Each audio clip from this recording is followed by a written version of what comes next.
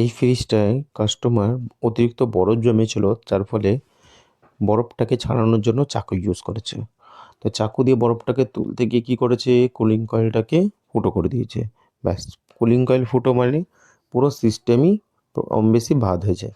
তো আমি এখানে ফিল্টারটাকে কেটে দেখবো যে কম্প্রেসারে জল ঢুকেছে কি। ফিল্টার ভেজা তার মানে হচ্ছে কম্প্রেসারে জল ঢুকেছে, তার মানে হলো কম্প্রেসার কন্ডেন্সার বাদ।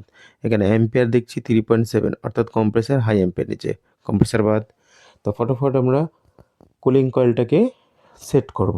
তো অরিজিনাল কুলিং কয়েল নিয়ে এসেছি, সেম টু সেম। তো এই কুলিং কয়েলটাকে আমরা সেট করে নেবো ফটাফট।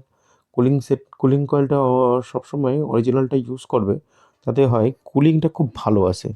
এবং কন্ডেন্সারটাও নতুন লাগিয়ে নিলাম।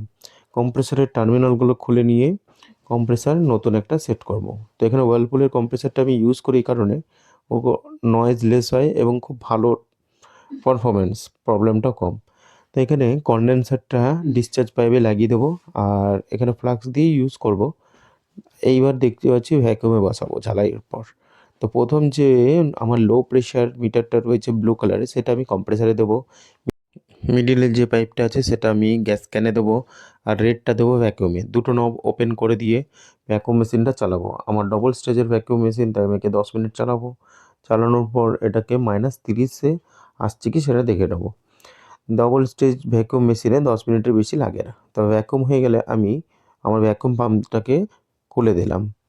এবার আমি হালকা করে একটু গ্যাস দেবো। গ্যাস ছাড়ার পর একটু লিকটা টেস্ট করে নেবো, কারণ হতে পারে আমার কাজের কোনো জায়গায় ভুল। তো অবশ্যই লিকটা টেস্ট করা হলে ধীরে ধীরে গ্যাসটা চার্জ করব। এখানে অ্যাম্পিয়ার দেখতে পাচ্ছি 0.69, অর্থাৎ এই কম্প্রেসারটা 0.69-ই খাচ্ছে এবং কন্ডেন্সারগুলো হিট হচ্ছে। তো পারফেক্টলি গ্যাস চার্জ হয়ে গেছে আমার। এইভাবে তোমরাও গ্যাস চার্জ করে নেবে। এই দেখো কুলিং কয়েল, দারুণ।